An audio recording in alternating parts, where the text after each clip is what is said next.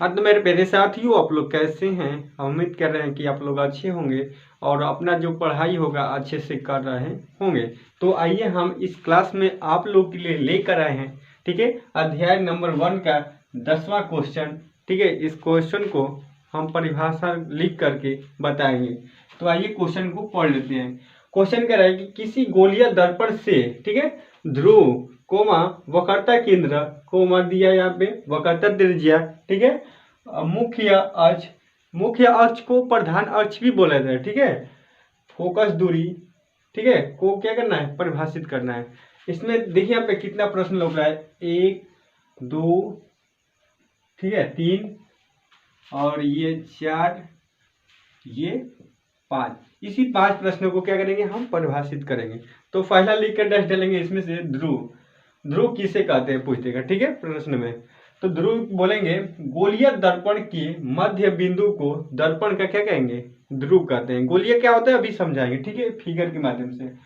और इसे P द्वारा सूचित किया जाता है, किसके द्वारा, तो P द्वारा, ठीक है। तो याद कर लेंगे आप लोग कि गोलीय दर्पण के मध्य बिंदु को दर्पण का ध्रुव कहते हैं और इसे P द्वारा सूचित किया जाता है। मेरे साथ दोहराइएगा, आप लोग को याद हो जाएगा। आइए वक्रता केंद्र की बात करेंगे। गोलीय दर्पण जिस गोले का भाग होता है, गोलीय दर्पण जिस गोले का भाग होता है उस गोले के केंद्र को दर्पण का वक्रता केंद्र कहते हैं। उस गोले के केंद्र को दर्पण का वक्रता केंद्र कहते हैं और इसे C द्वारा सूचित किया जाता है, ठीक है, इसे C द्वारा सूचित किया जाता है। याद करना ना आप लोग, इसे किसके द्वारा सूचित किया जाता है, C द्वारा।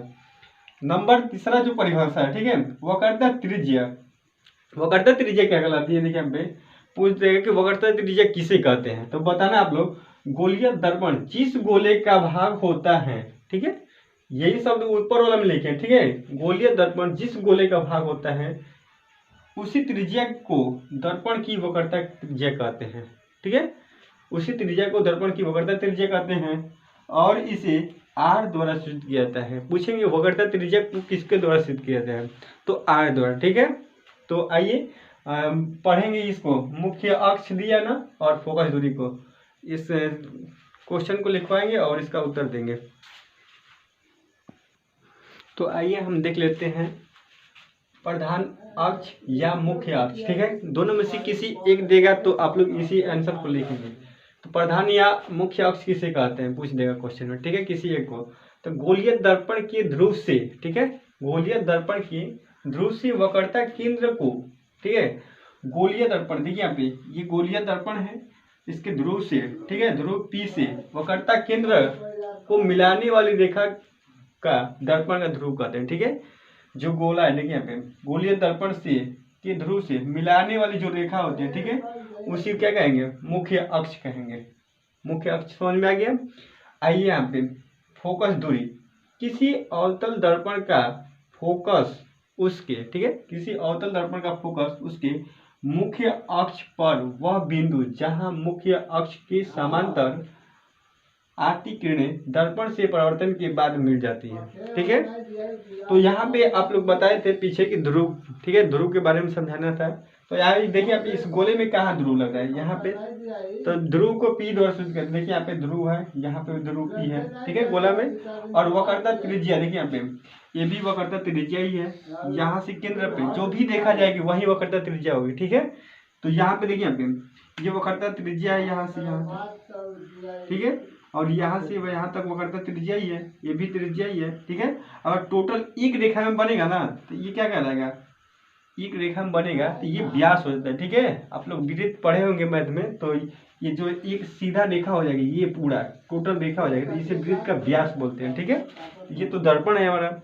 तो यहाँ पे देखिए, यहाँ पे जो केंद्र बिंदु होता है, ठीक है, इसे C द्वारा सूचित किया जाता है। वक्रता केंद्र की परिभाषा लिखवा दी है, ठीक है, मध्य बिंदु के दर्पण को ध्रुव के वक्रता केंद्र कहते हैं। अब यहाँ पे अब देखेंगे, यहाँ पे उत्तल दर्पण लगा है, अवतल और उत्तल, जिस दर्पण का देखिए यहाँ पे जिस दर्पण का बाहरी भाग, ठीक है, बाहरी भाग पेंट किया रहता है तो क्या कहेंगे, अवतल दर्पण, ठीक है। और जिसका अंदर वाला भाग, ठीक है, ये अंदर वाला भाग किया ना, इसे क्या कहेंगे, उत्तल दर्पण। और प्रधान अक्ष किसे कहते हैं, देखिए यहाँ पे यही प्रधान अक्ष होता है, ठीक है। ये जो रेखा है ना यहाँ से यहाँ तक जा रही है, यही क्या कहलाएगी, प्रधान अक्ष कहलाएगी। परावर्तक सतह भी यही रेखा को बोलेंगे, ठीक है, यहाँ से यहाँ, ये भी परावर्तक सतह, ये भी परावर्तक सतह। तो आई होप यह फिगर समझ में आ गया होगा। नहीं समझ में आया होगा तो प्लीज़ कमेंट कीजिएगा, ठीक है। मिलते हैं नेक्स्ट वीडियो में, तब तक के लिए धन्यवाद। और मेरा अच्छा वीडियो लगा हो तो प्लीज़ एक लाइक कीजिएगा, और चैनल पर नए हैं तो चैनल को सब्सक्राइब कीजिएगा, ताकि हर वीडियो का नोटिफिकेशन आप लोग को समय समय पर मिलता रहे।